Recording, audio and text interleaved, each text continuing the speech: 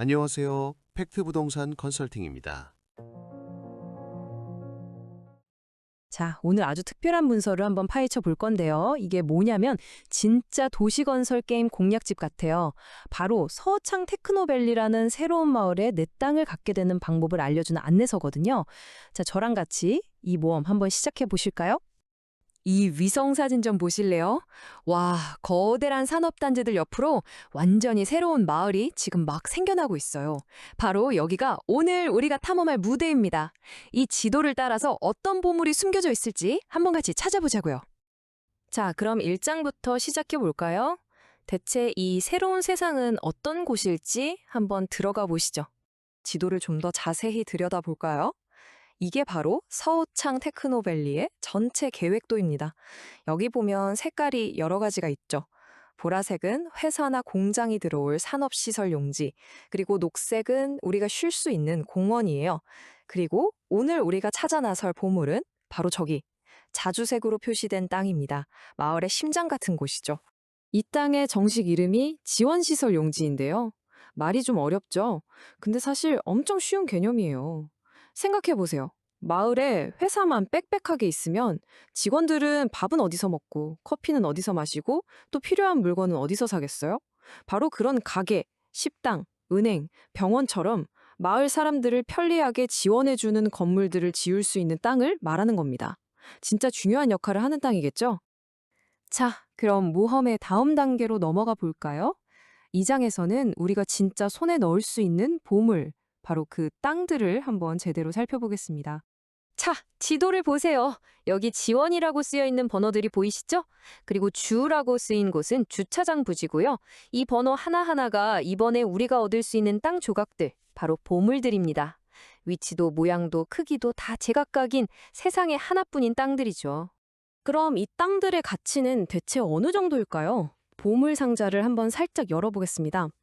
예를 들어 지원 1-4 필지는 테니스 코트 3개 정도 크기인데 가격이 약 4억 4천만 원이네요. 와, 그럼 저기 더 큰 지원 5-2 필지는요? 농구 코트 거의 2개만한 크기인데 가격이 약 6억 8천만 원이 넘어요. 이렇게 비교하니까 크기랑 가격이 확 와닿죠? 자, 이제 3장. 제일 중요한 공략법을 알아봐야겠죠? 이 멋진 땅을 내 것으로 만들려면 어떤 퀘스트를 깨야 하는지 그 방법을 자세히 알려드릴게요. 땅을 얻는 과정은 딱 4단계, 게임 퀘스트처럼 생각하시면 쉬워요. 첫 번째, 신분증이나 인감도장 같은 아이템을 먼저 챙기고요. 두 번째, 신청서를 작성해서 제출해요. 세 번째, 내가 찜한 땅값의 10%를 계약금으로 먼저 내고요. 마지막으로 사무실에 가서 계약서에 도장을 꽝 찍으면 드디어 땅 주인이 되기 위한 첫걸음을 떼는 겁니다. 물론 이 큰 돈을 한 번에 다 내는 건 아니에요. 다행이죠. 여기 타임라인을 보시면 계약할 때 10%를 내고 그 뒤로 약 2년에 걸쳐서 여러 번 나눠서 내게 됩니다. 그리고 2026년 1월에 마지막 50%를 딱 내면 드디어 이 대금 납부라는 긴 여정이 끝나는 거죠. 4장으로 넘어가 볼게요. 계약서에 도장 찍었다고 모험이 끝난 게 절대 아닙니다. 이제부터가 진짜 시작이죠. 진짜 땅 주인으로서 해야 할 일들이 남아있거든요. 여기서 진짜 중요한 개념 2가지가 나와요. 이거 정말 잘 들으셔야 해요. 첫 번째는 토지 사용 승낙. 이건 뭐냐면 새 집의 열쇠를 받는 것처럼 자, 이제 이 땅에 건물 지으셔도 됩니다 하고 허락을 받는 거예요. 그리고 그 다음이 소유권 이전. 이건 진짜 집문서, 등기부등본을 받아서 법적으로 이 땅이 완전히 내 거라는 걸 증명하는 거죠. 열쇠 받고 집문서까지 받은 거예요. 아, 그리고 중요한 거. 세금은 열쇠를 받은 시점, 즉 땅 사용 허락을 받은 그때부터 내가 내야 한다는 거. 이거 꼭 기억해 두세요. 이제 땅 주인이 됐으니까 지켜야 할 규칙, 즉 책임도 따라옵니다. 첫째, 정해진 용도에 맞는 건물만 지어야 해요. 갑자기 막 거대한 워터파크를 짓고 그러면 안 되겠죠? 둘째, 전기나 수도를 끌어오는 비용은 내가 직접 내야 하고요. 셋째, 건물을 짓는 동안 안전사고 안 나게 잘 관리해야 합니다. 그리고 마지막으로 내 땅이니까 당연히 재산세도 꼬박꼬박 내야겠죠? 자, 드디어 마지막 5장입니다. 이 모험을 성공적으로 마치기 위한 전문가들만 아는 진짜 꿀팁들을 대방출해 드릴게요. 첫 번째 꿀팁. 이 마을은 지금 한창 만들어지는 중이잖아요. 그래서 지금 우리가 보는 이 계획이나 지도가 나중에 조금은 바뀔 수도 있다는 점을 꼭 알아두셔야 해요. 그러니까 내 땅 옆으로 갑자기 없던 길이 생길 수도 있다는 거죠.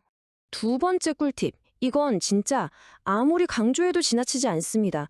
무조건 반드시 현장에 직접 가봐야 한다는 거예요. 왜냐면 안내서를 보니까 어떤 땅은 경사가 져 있거나 큰 바위가 있거나 옹벽 같은 게 있을 수도 있다고 쓰여 있거든요.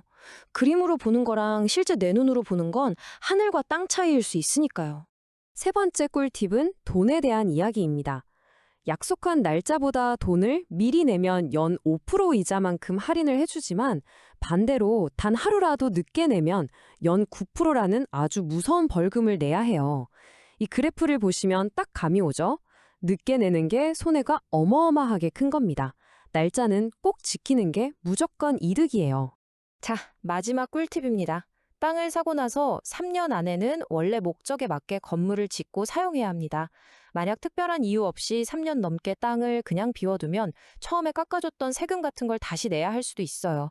한마디로 땅은 논리라고 있는 게 아니라는 뜻이죠.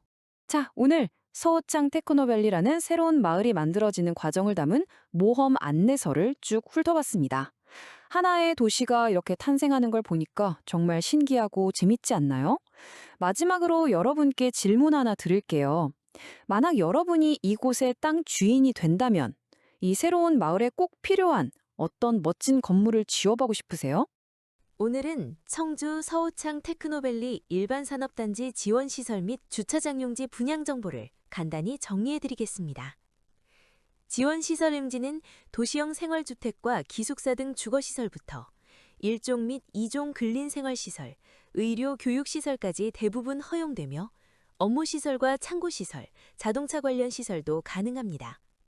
다만 판매시설은 일정 규모 이하로 제한되며 대형마트와 백화점은 제외됩니다. 또한 주차장 용지는 주차 전용 건축물로 개발이 가능하고 전체 면적의 약 30% 이내에서 근린생활시설이나 업무시설 등 부속시설 설치도 가능합니다. 정리해보면 다양한 업종이 가능한 복합활용 산업용지로 투자와 사업 운영 모두에 적합한 부지입니다. 이상 팩트부동산 컨설팅이었습니다. 감사합니다.